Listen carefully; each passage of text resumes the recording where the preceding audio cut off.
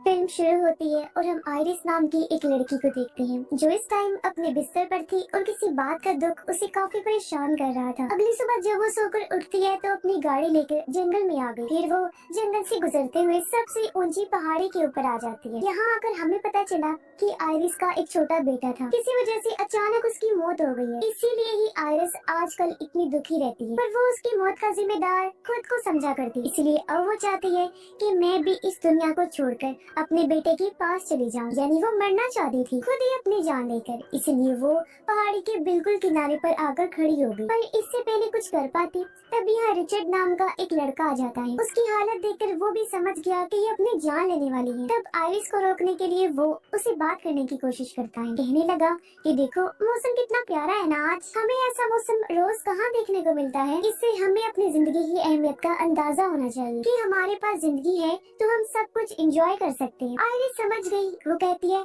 तो मुझे ज्यादा रोकने की कोशिश मत करो, जाने दो इस दुनिया को छोड़कर मुझे। तब रिचर्ड कहता है आखिर बात क्या है, किस चीज की वजह से तुम इतनी परेशान हो कि अपनी जान लेना चाहती हो, मुझे बता सकती है वो बात। क्योंकि ये जिंदगी हमें एक ही बार मिलती है, हर किसी की जिंदगी में मसले मसाइल आ जाते हैं, तो इसका ये मतलब थोड़ी ना है कि हम अपनी जिंदगी को खत्म ही कर दें। हमें मुश्किल टाइम से लड़ते हुए खुलकर अपनी जिंदगी जीनी चाहिए। सुख दुख खुशी गम आने जाने वाली चीज है, तो हमें इस बारे में ज्यादा नहीं सोचना चाहिए। तब आइरिस उसे बताती है कि मेरा एक छोटा बेटा था जिसे मैं बहुत प्यार करती थी, पर मेरी ही एक लापरवाही की वजह से उसकी जान चली गई। उसकी मौत के सदमे से मैं निकल ही नहीं पा रही। शायद ये गम मुझे जिंदगी भर रहेगा, तो इससे बेहतर तो ये नहीं है कि मैं अपनी जिंदगी से छुटकारा ही हासिल कर लूं, ताकि उसका दुख मुझे बार बार ना सताए। रिचर्ड कहता है अच्छा ठीक है, मैंने तुम्हें जितना समझाना था समझा दिया, आगे मर्जी तुम्हारी है, जो दिल करता है करो। इतना बोलकर वो यहाँ से जाने लगा। पर कहीं न कहीं उसकी बातों का आइरिस पर असर हो गया था, इसीलिए वो अपनी जान लेने का इरादा बदल लेती है और वहाँ से वापस आने लगती है। वो काफी देर तक रिचर्ड से बात करती रहती है और ये दोनों चलते हुए अपनी गाड़ियों के पास आ जाते हैं। रिचर्ड उसे कहता है कि आइंदा ऐसा मत करना और उसे गुड बाय बोलकर अपनी गाड़ी में आकर बैठ जाते हैं। आइरिस भी अपनी गाड़ी में जाने लगती है, पर कोई बात करने के बहाने रिचर्ड गाड़ी से बाहर आया। उसके हाथ में एक बिजली वाली छतरी थी जिसे वो आइरिस के पेट में घुसाकर उसे जोरदार इलेक्ट्रिक शॉक लगाता है, जिससे वो वहीं बेहोश हो गई। तब रिचर्ड उसके हाथ पांव बांधकर उसे अपनी गाड़ी में लिटाता है और अपने साथ ले जाने लगता है, क्योंकि वो दरअसल एक किलर था, एक कातिल। उसका दिमागी तवाज़ुन ठीक नहीं था, बिना वजह ही वो लोगों को मारा करता। खैर कुछ देर बाद जब आइरिस को होश आई तो वो उससे पूछती है कि तुम आखिर मुझे कहाँ लेकर जा रही हो। वो बात करके आइरिस का ध्यान भटकाना चाहती थी, क्योंकि वो अपनी घड़ी से अपने हस्बैंड को कॉल करने की कोशिश करती है, पर इस बारे में रिचर्ड को पता चल गया। वो कहता है कि किसी को भी कॉल करने की जरूरत नहीं है, क्योंकि यहाँ जरा भी नेटवर्क नहीं आ रहा, वरना मैं इतना पागल थोड़ी ना हूँ कि घड़ी को तुम्हारे हाथ में ही रहने देता। आइरिस जब अपनी जेब चेक करती है तो उसे छोटा सा चाकू मिला, जिसकी मदद से वो अपने हाथ की रस्सी को काटने की कोशिश करती है। साथ साथ वो रिचर्ड से बात करके उसका ध्यान भी भटका रही थी, ताकि इस चीज की उसे जरा भी भनक ना लगे। और जब उसने रस्सी को काट दिया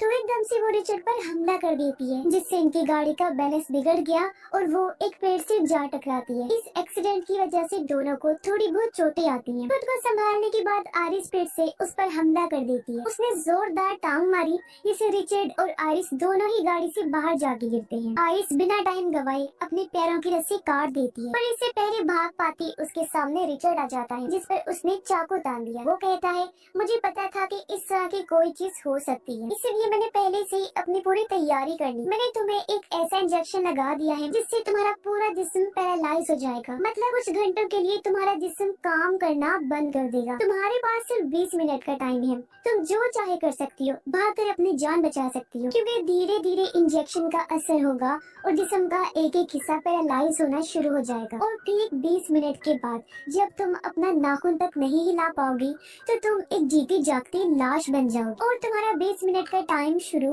हो चुका है। ये सुनते ही आइरिस चाकू वहीं फेंककर जंगल में भागने लगती है। अब वो जितना अपने जिस्म पर जोर देगी उतना ही जल्दी इंजेक्शन का असर होगा। तो वो धीरे धीरे आगे बढ़ रही थी। कुछ दूर आने पर उसे एहसास हुआ कि मेरे हाथ और टांग काम करना बंद कर रही हैं। वो पैरालाइज हो रही हैं, जिस वजह से उसे चलने में अब बहुत मुश्किल हो रही थी। मगर फिर भी वो अपनी फुल कोशिश करके रिचर्ड से दूर जा रही थी। फिर वो टाइम भी आ गया जब उसकी दूसरी टांग ने भी काम करना बंद कर दिया और अब तो वो बिल्कुल भी चलने के काबिल नहीं, इसीलिए रेंगते हुए ही वो आगे बढ़ रही थी। इस टाइम रिचर्ड भी उसके आस पास ही था था जो उसे ढूंढ रहा था और आइरिस एक जगह पर जाकर छुप गई थी। और जब वो उसे यहाँ नहीं मिलती तो रिचर्ड दूसरी तरफ जाने लगता है, मगर आइरिस के मुंह पर बहुत सारे कीड़े चलने लगते हैं जिस वजह से वो चिल्ला देती है। इससे रिचर्ड को पता चल गया कि वो कहाँ पर है, लेकिन इससे पहले वो आइरिस के पास पहुँचता वो पानी में चली जाती है और पानी के बहाव से आगे बढ़ने लगी। रिचर्ड उसे चिल्ला कर कहता है कि तुम ये बहुत बड़ी गलती कर रही हो क्योंकि तुम तैर नहीं पाओगे। ये सच भी था क्योंकि आइरिस बस बहती ही जा रही थी, तैर तो जरा भी नहीं पा रही थी। लेकिन फिर भी एक जगह पर आकर वो बड़ी मुश्किल से नदी से निकलकर बाहर आ जाती है। फिर रेंगते हुए वो नदी से दूर आकर लेट जाती है। 20 मिनट पूरे हो गए थे, यानी वो पूरी तरह पैरालाइज हो गई थी और जहाँ लेटी थी वहीं पड़ी रही। वो सिर्फ अपनी आंखों और पलकों को ही हिला पा रही। कुछ टाइम बाद घास काटते हुए यहाँ कोई आया जो आइरिस को ऐसे पड़े हुए देख लेता है। ये दरअसल एक बूढ़ा आदमी है जो यहाँ पास में ही रहता है। वो आइरिस के पास आकर पूछता है कि बेटा तुम्हें क्या हुआ है, पर वो तो कुछ बोलने की हालत में थी ही नहीं, यहाँ तक कि वो अपने जिस्म को भी सीधा नहीं कर पा रही। बूढ़ा आदमी उसे सीधा करता है। उसे पता चलता है कि ये बस अपनी आंखों को ही हिला पा रही है। बूढ़ा आदमी उससे पूछता है क्या तुम मुसीबत में हो, तब वो अपनी पलक एक बार झपकाती है और जब उसे इनकार करना था उसके लिए वो 2 बार झपकाती है। बूढ़ा आदमी उसे कहता है ठीक है तुम रुको, मैं अंदर से कोई चीज लेकर आता हूँ। ये कहकर बूढ़ा आदमी घर के अंदर गया और एक ट्रॉली लेकर बाहर आता है। उसमें आइरिस को डालकर वो उसे घर के अंदर ले आया। ठीक तभी दरवाजे पर कोई दस्तक देता है। तब आइरिस लगातार अपने पलकों को झपकती रहती है। ये देख बूढ़ा आदमी समझ गया कि जो कोई भी दरवाजे पर आया है वो आइरिस के लिए खतरा है। और जब बूढ़े आदमी ने चेक किया तो वहाँ सच में रिचर्ड ही था, जो बूढ़े आदमी को ऐसे करके दिखा रहा था जैसे उसकी हालत बहुत खराब है और उसे मदद की जरूरत। वो फौरन बूढ़े आदमी के घर के अंदर आ गया, इधर उधर झांकने लगता है। वो फिर बूढ़े आदमी के सामने आकर बैठ गया, पूरी तरह रोने का नाटक करने लगता है। बूढ़ा आदमी कहता है अरे क्या हुआ, कुछ बताओगे या बस रोते ही रहोगे। जब रिचर्ड कहता है कि मेरे बेटे की मौत हो गई, जिस सदमे की वजह से मेरी वाइफ का जहनी तवाज़ुन कुछ खराब हो गया है। हम दोनों जंगल में बैठे थे पर अचानक वो गायब हो गई। मैं उसे ढूंढ रहा हूँ, मुझे लगा कि वो यहाँ आई होगी तो मैं उसे ढूंढते हुए यहाँ चला आया। ये सुनकर बूढ़ा आदमी कहता है तुम उसे फोन क्यों नहीं कर लेती। रिचर्ड जवाब देता है क्योंकि मेरा फोन कहीं खो गया है। तभी हम देखते हैं कि बूढ़े आदमी ने आइरिस को सोफे के पीछे लिटाया हुआ है। वो ठीक रिचर्ड के पीछे थी पर वो उसे देख नहीं पा रहा। रिचर्ड फिर रोने की एक्टिंग करने लगा, कहता है कि मैं अपनी वाइफ से बहुत प्यार करता हूँ और उसकी हालत बहुत खराब है, जिस वजह से मुझे उसकी फिक्र हो रही है क्योंकि अगर वो टाइम पर मुझे ना मिली और उसका जिस्म सुन हालत में रहा तो उसकी मौत भी हो सकती है। अब उसकी इन बातों में बूढ़ा आदमी आ जाता है। वो कहता है अच्छा मैं तुम्हें कुछ बताना चाहता हूँ, पर इससे पहले वो आगे कुछ बोलता तभी रिचर्ड का फोन बजने लगता है। ये देखकर बूढ़े आदमी को उस पर शक हो जाता है क्योंकि उसने तो कहा था कि मेरा फोन कहीं गायब हो गया है। तो अब बूढ़ा आदमी उसे ये कहता है कि मैं पुलिस के पास कॉल कर देता हूँ, वो ही तुम्हारी मदद कर सकते हैं। और जैसे बूढ़ा आदमी फोन करने लगा रिचर्ड एकदम से उस पर हमला कर देता है जिससे फोन नीचे गिर गया। अब भले ही वो बुरा इंसान था लेकिन था बहुत ताकतवर। वो बड़े ही आराम से रिचर्ड को काबू कर लेता है और फिर उसे खूब मारता है। पर इसी बीच गलती से रिचर्ड के हाथ एक चाकू लग गया जिसे वो बूढ़े आदमी के पैर में घुसा देता है। दर्द से तड़पते हुए वो नीचे बैठ गया। फिर रिचर्ड उसके पेट में भी चाकू घुसा देता है और इस तरह बूढ़े आदमी की मौत हो जाती है। अब रिचर्ड घर के बाहर गया और पेट्रोल लेकर वापस घर के अंदर आता है क्योंकि वो सब कुछ जलाकर खत्म करना चाहता था। वो हर जगह पेट्रोल डालकर आग लगा देते हैं और फिर बाहर आकर अपने ट्रक में बैठकर ट्रक स्टार्ट करने लगता है। पर घर के अंदर आइरिस खिड़की के पर्दे को ऊपर नीचे करने लगती है, उसका ध्यान अपनी तरफ करने के लिए। रिचर्ड ट्रक से देख लेता है कि घर के अंदर कोई है जो पर्दे को ऊपर नीचे कर रहा है। वो जल्दी से घर के अंदर आया जहाँ एक बार फिर उसे आइरिस मिल जाती है जिसे उठाकर वो ट्रक में बिठाता है और यहाँ से लेकर निकल गया। अब इस आग से आइरिस को अपनी जान बचानी थी जब भी उसने ऐसा किया, वरना वो कभी ऐसा न करती कि इस कातिल को वापस बुलाए।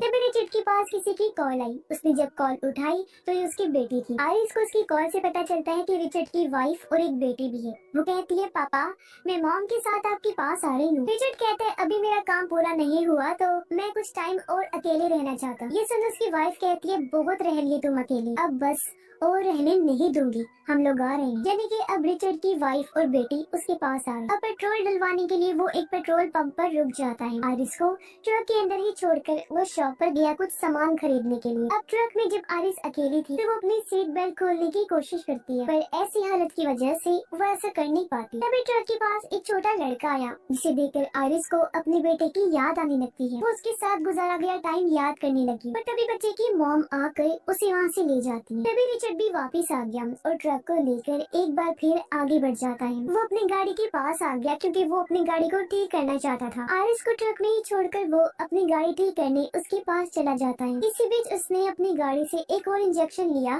जिसे वो ट्रक में रख देता है ताकि फिर से आरिस को पैरालाइज कर सके। वो जब अपनी गाड़ी ठीक कर रहा था तो तभी यहाँ एक पुलिस ऑफिसर आ गया। वो जब आरिस को देख रहा था तो तभी रिचर्ड ऑफिसर के सामने आकर उससे बात करने लगता है। ऑफिसर उसे कहता है कि आपकी गाड़ी की रिपोर्ट दर्ज हुई है। ये सुनकर रिचर्ड कहता है, अरे अरे सर, आपको जरूर कोई गलत फहमी हुई होगी क्योंकि ये कार तो मेरे दोस्त की है और मेरी वाइफ ने बहुत ज्यादा शराब पी ली थी, इस वजह से उसने गाड़ी को पेड़ में ठोक दिया और एक्सीडेंट होने की वजह से गाड़ी खराब हो गई। अपनी वाइफ को मैं गाड़ी में ही छोड़ के गया था, अब नया ट्रक लेकर आया हूँ ताकि अपने दोस्त की गाड़ी में ठीक कर दूं और अपनी वाइफ को भी ले जाऊं यहाँ से। ऑफिसर पूछता है, क्या मैं आपकी वाइफ से बात कर सकता हूँ? तब रिचर्ड कहता है कि आप मुझसे बात नहीं कर सकते क्योंकि उसकी तबीयत बहुत ज्यादा खराब है। इसी बीच आरिस, जो उनकी बातें सुन रही थी, वो खिड़की को हल्का सा नीचे कर देती है। जैसे ही ऑफिसर का ध्यान उस तरफ गया, वो आरिस से बात करने उसके पास चला जाता है। ऑफिसर ट्रक में वो इंजेक्शन भी देख लेता है जो रिचर्ड ने रखा था, पर इससे पहले वो कुछ कर पाता,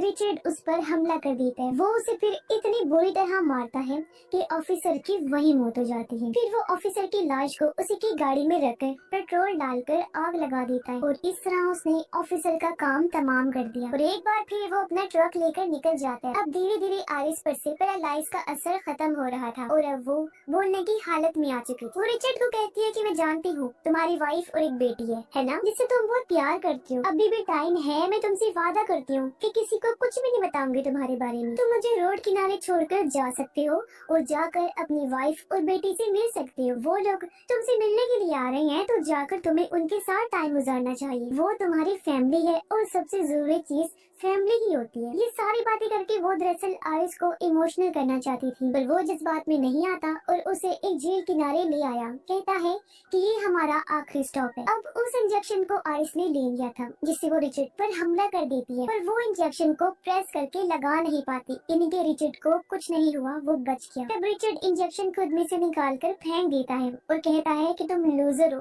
कुछ नहीं कर सकती। बेचारी आरिस तभी रोने लगी, कहती है प्लीज मुझे जाने दो, मेरा हस्बैंड मुझे ढूंढ रहा होगा। रिचर्ड कहता है कभी नहीं, मैं तुम्हारी जान बख्शने वाला नहीं हूँ। वो आरिस को घसीट कर नदी किनारे ले आया और उसे कश्ती में बिठाकर नदी के बीचों बीच जाने लगता है क्योंकि उसका प्लान था कि आरिस को वहाँ डुबोकर मार दे। तभी आरिस की नजर उसके पीछे गई। वो देखती है कि रिचर्ड ने वहाँ चाकू रखा हुआ है। उसके दिमाग में एक आइडिया आया। वो रोने का नाटक करके रिचर्ड को कहती है कि मेरे पिछले जेब में मेरे बेटे की तस्वीर है, मरने से पहले मैं उसे देखना चाहती हूँ, तो प्लीज पीछे से वो तस्वीर तो मुझे निकाल कर दे दो। अब जैसे ही रिचर्ड तस्वीर निकालने के लिए नीचे झुका, तभी आरिस वो चाकू निकाल कर उस पर हमला कर देती है। उसके चेहरे में चाकू दे मारती है। लड़खड़ाते हुए रिचर्ड जैसे पीछे हटा, तभी आरिस जोर जोर से कश्ती हिलाने लगती है जिससे रिचर्ड पानी में जा गिरा और उसकी गन कश्ती के ऊपर ही गिर जाती है। अब इससे पहले रिचर्ड उस पर हमला करता, पहले ही आरिस उस गन को ले लेती है और लगातार रिचर्ड को शूट करती है जिससे वो जख्मी होकर एक बार फिर पानी में गिर गया। आरिस को लग रहा था कि मेरी जान बच गई है, लेकिन अभी भी वो मुसीबत में थी क्योंकि गोली लगने की वजह से कश्ती में सुराख हो गई थी जहाँ से पानी अंदर आने लगता है। देखते ही देखते पूरी कश्ती में पानी भरने की वजह से वो डूबने लगी, जिसके साथ ही आरिस भी पानी के नीचे जाने लगती है। आरिस यहाँ जानबूझकर डूबी थी क्योंकि वो जानती थी कि कुछ टाइम बाद मेरा जिस्म ऊपर आ जाएगा और अब जैसे तैसे वो झील से बाहर आकर बैठ जाती है। जान बचने की वजह से वो बहुत खुश थी। उसे यकीन नहीं आ रहा था कि मैंने एक कातिल से अपना पीछा छुड़ा लिया। तभी उसने देखा कि रिचर्ड भी झील से निकलकर किनारे पर आ गया है, लेकिन गोलियां लगने की वजह से उसकी हालत बहुत खराब थी। अब आरिस चाहती तो कॉल करके एम्बुलेंस को बुला सकती थी ताकि रिचर्ड की जान बच जाए क्योंकि वो मदद की भीख मांग रहा था, पर अब तो उसकी बारी थी बदला लेने की। वो उसकी मदद क्यों करती? क्योंकि रिचर्ड ने उसे बहुत परेशान किया, उसे तकलीफ पहुंचाई। तो रिचर्ड को ऐसे दर्द में तड़पता हुआ छोड़कर वो वहाँ से चली जाती है और इसी के साथ इस फिल्म की कहानी भी यहीं पर खत्म हो जाती है।